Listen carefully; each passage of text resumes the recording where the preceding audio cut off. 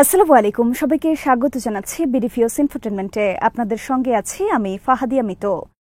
চীনের নতুন J-35 stealth fighter এখন সমুদ্রের বুকে এক নীরব বিবর্তনের প্রতীক। বিশ্বের সামরিক ভারসাম্যের মানচিত্রে যখনই নতুন কোনো প্রযুক্তিগত উত্থান ঘটে, সেটি শুধু যুদ্ধের ধরনই বদলায় না, পরিবর্তন এনে দেয় রাজনীতি, কূটনীতি ও কৌশলগত বাস্তবতায়।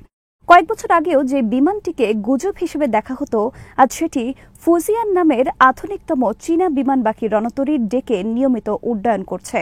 চীনের নৌবাহিনী এখন এক নতুন যুগে প্রবেশ করছে, যে যুগে তাদের ক্যারিয়ার আর প্রদর্শনী জাহাজ নয়, বরং বাস্তব যুদ্ধক্ষেত্রে প্রভাব বিস্তারের উপকরণ।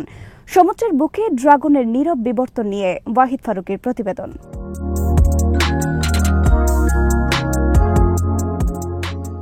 10 বছর আগেও চীনের রণতরীগুলোকে বলা হতো ভাসমান পার্কিং লট, অর্থাৎ কেবল প্রদর্শনীর বস্তু।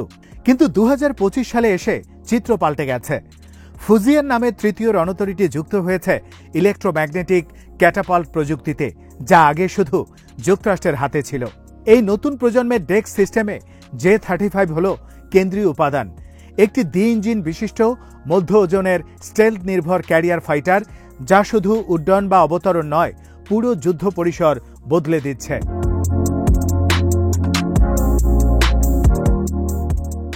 এর উৎপত্তি FC-31 নামের একটি প্রাইভেট ভেঞ্চার প্রোটোটাইপ থেকে, যা প্রথম ওড়ে 2012 সালে।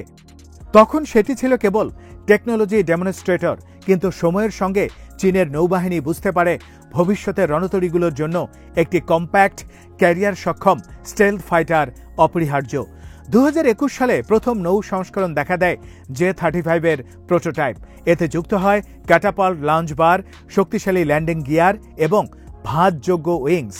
এরপর 2022 থেকে 2024 পর্যন্ত দেখা দেয় নতুন সংস্করণ, উন্নত প্যানেল এইজ, নিখুঁত ইনটেক এবং মসৃণ নোজেল ডিজাইন। 2025 সালে প্রথমবারের মতো সমুদ্র পৃষ্ঠে ফুজিয়ান ক্যারিয়ার থেকে লঞ্চ ও রিকভারি ট্রায়াল সম্পন্ন হয়। এই সফলতা শুধু একটি বিমানের নয়, বরং চীনা বাহিনীর পূর্ণাঙ্গ অপারেশনাল সক্ষমতার প্রতীক।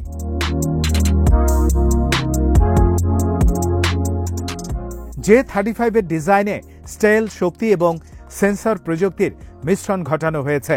এর দ্বি-ইঞ্জিন ডিজাইন দীর্ঘ সমুদ্র মিশনে নিরাপত্তা ও শক্তি দেয়।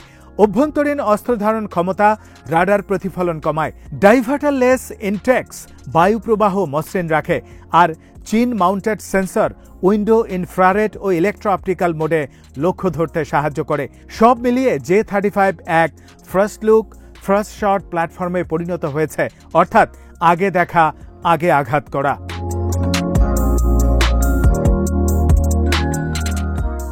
তুলনাটা স্বাভাবিকভাবেই আসে যুক্তরাষ্ট্রের F-35C লাইটনিং 2 এর সঙ্গে। F-35C এখনও সর্বোচ্চ মানের স্টেলথ ফাইটার। এর অল অ্যাসপেক্ট রাডার রিফ্লেকশন কমানোর জন্য যুক্তরাষ্ট্র কয়েক দশক ব্যয় করেছে। J-35 হয়তো সামনের দিক থেকে স্টেলথ দিতে পারে, কিন্তু পাশ বা পেছনের দিক থেকে রাডার ক্রস সেকশন বেশি। তবুও নিকটবর্তী সংঘর্ষে বা আক্রমণ প্রস্তুতিতে এটি যথেষ্ট লো অবজারভেবল। F-35C এক ইঞ্জিনে চলে, কিন্তু সেটি অত্যন্ত শক্তিশালী ও নির্ভরযোগ্য। J-35 এর দুটি ইঞ্জিন চীনা নৌবাহিনীর জন্য নিরাপত্তার বাড়তি স্তর। সেন্সর ও সফটওয়্যারের ক্ষেত্রে F-35C এখনও অপ্রতিদ্বন্দ্বী, বহু বছরের যুদ্ধ অভিজ্ঞতা ও সফটওয়্যার আপডেটের কারণে। J-35 এখনও শিখছে, কিন্তু চীনের ডিজিটাল ইকোসিস্টেম ও কৃত্রিম বুদ্ধিমত্তা গবেষণা দ্রুত এই ব্যবধান কমাবে।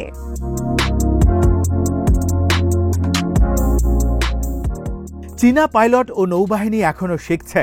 রাতের ল্যান্ডিং, দুর্যোগপূর্ণ আবহাওয়ায় উদ্ধার, মিশন টেম্পো বজায় রাখা ইত্যাদি বিষয়ে তাদের অভিজ্ঞতা সীমিত।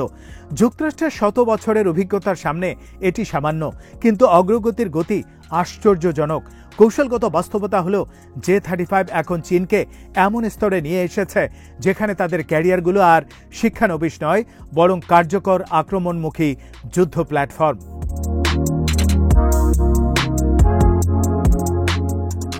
আগের দুটি ক্যারিয়ার স্কি জাম সিস্টেম ব্যবহার করত, যা ভারী অস্ত্র ও জ্বালানি বহনে সীমাবদ্ধতা তৈরি করত। ফুজিয়ানের ইলেকট্রোম্যাগনেটিক ক্যাটাপাল্ট এই সীমা ভেঙে দিয়েছে। এখন J-35 পূর্ণ জ্বালানি ও অস্ত্র নিয়ে উড্ডয়ন করতে পারে, আর তার অপারেশনাল রেঞ্জ ও লোড ক্যাপাসিটি বেড়েছে বহুগুণ। এর ফলে তিনটি বড় পরিবর্তন ঘটেছে। প্রথমত, অধিক দূরত্বে টহল বা আক্রমণ পরিচালনা সম্ভব হচ্ছে। দ্বিতীয়ত, KJ-600 এয়ারবর্ন আর্লি ওয়ার্নিং প্লেনের সহায়তায় শত্রুকে আগে শনাক্ত করা সম্ভব হচ্ছে।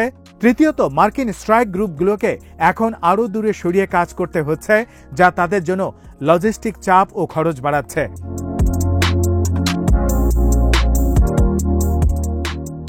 চীনের এই J-35 মূলত অ্যান্টি অ্যাক্সেস এরিয়া ডিনাইল কৌশলের অংশ, যা পশ্চিমা শক্তিকে চীনা উপকূল থেকে দূরে রাখার পরিকল্পনা।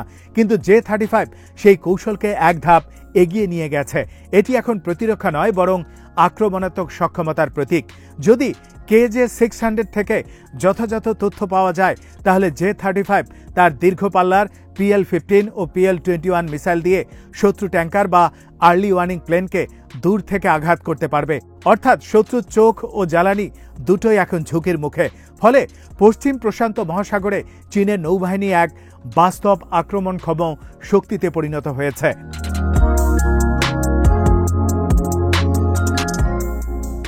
J-35 উত্থান যুক্তরাষ্ট্রের সামরিক পরিকল্পনায় বড় পরিবর্তন আনছে। হ্যারি কাজিয়ানিসের মতে এটি কোয়ান্টিটি ও কোয়ালিটি দুই দিক থেকেই মার্কিন নৌবাহিনীকে নতুন চ্যালেঞ্জে ফেলেছে।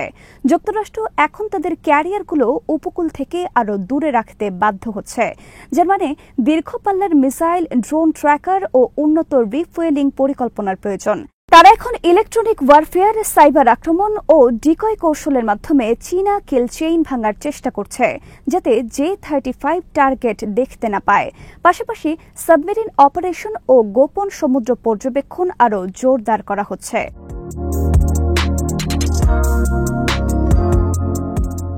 মার্কিন নৌবাহিনীর হাই ভ্যালু অ্যাসেটস যেমন ট্যাঙ্কার ও রাডার প্লেনগুলো এখন ছড়িয়ে রাখা হচ্ছে, যাতে একসাথে ধ্বংস না হয়।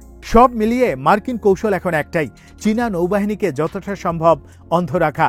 J-35 এখনও পূর্ণ সক্ষমতায় পৌঁছায়নি, কিন্তু ইতিহাস বলে যে প্রোগ্রাম ডেকে পৌঁছে যায় তা থেমে থাকে না। ভবিষ্যতে এর উন্নত ইঞ্জিন, উন্নত স্টেলথ কোটিং, নিখুঁত ম্যানুফ্যাকচারিং, উন্নত সেন্সর ফিউশন ও নতুন অস্ত্র সংযোজন দেখা যাবে। উচ্চ থ্রাস্ট ইঞ্জিন এটিকে দীর্ঘ সময় আকাশে রাখবে, উন্নত সফটওয়্যার সেন্সর ফিউশনকে নিখুঁত করবে, আর PL-XX সিরিজের নতুন air two air antiship missile দূরপাল্লার আঘাত বাড়াবে। আরও নতুন ক্যারিয়ার যেমন টাইপ 004 J-35 এর মূল প্ল্যাটফর্ম হবে, যা চীনা সামুদ্রিক শক্তিকে আরও বিস্তৃত করবে।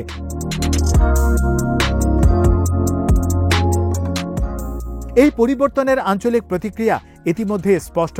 জাপান F-35B ভিত্তিক ক্যারিয়ার কনভার্সন শুরু করেছে। ভারত তার TED-BF প্রোগ্রাম এগিয়ে নিয়ে যাচ্ছে।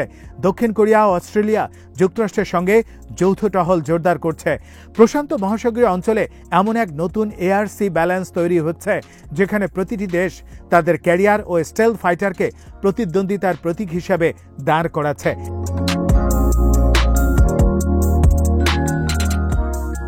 চীনের J-35কে যদি এক শব্দে সংজ্ঞায়িত করতে হয়, সেটি হবে বিবর্তন।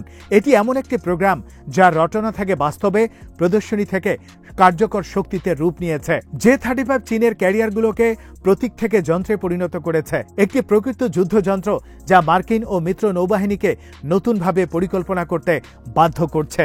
এটি এখনও F-35C এর মতো নিখুঁত নয়, কিন্তু যুদ্ধক্ষেত্রে enough stealth, enough speed, enough numbers, এই তিনটি জিনিসই শেষ কথা বলে, আর J-35 সেই তিনটি পূরণ করছে।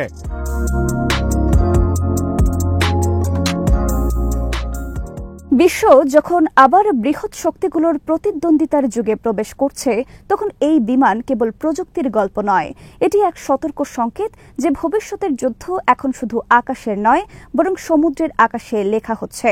চীনের J-35 সেই ভবিষ্যতের প্রথম অক্ষর, যা প্রতিপক্ষকে বলে দিচ্ছে ড্রাগন এখন ডানায় আগুন জ্বেলেছে, আর তার ছায়া এখন সমুদ্রের ঢেউয়ে পড়েছে।